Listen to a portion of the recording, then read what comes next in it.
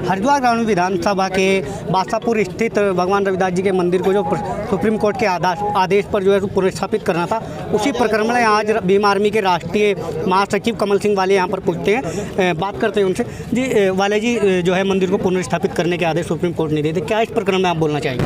देखिए, मैं बताना चाहता हूँ आपको कि जो हमारे जो महापुरुषों का बार बार अपमान किया जाता है और हवाला दिया जाता है सुप्रीम कोर्ट का, हाई कोर्ट का, तो हम बता देना चाहते हैं कि सुप्रीम कोर्ट और हाई कोर्ट का हम सम्मान करते हैं, क्योंकि इस देश की जो न्यायपालिका है वो इस देश के पवित्र संविधान से चलती है और देश का पवित्र संविधान हमारे बाप ने लिखा है, उसका डीएनए हमारे खून में है।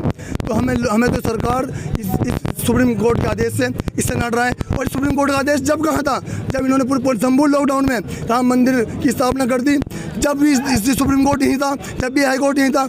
लेकिन यह बहुजन समाज की आस्था से जुड़ा मामला है, ये हमारा गुरुवर है, ये हमारे पूर्वजों का गुरुवर है, इसे बिल्कुल टूटना नहीं दिया जाएगा। हम लोग सम्मान करते हैं न्यायपालिका का, लेकिन ये नहीं कि इस देश में बीजेपी जो चाहे वो करे, ये बिल्कुल चलने वाला नहीं है।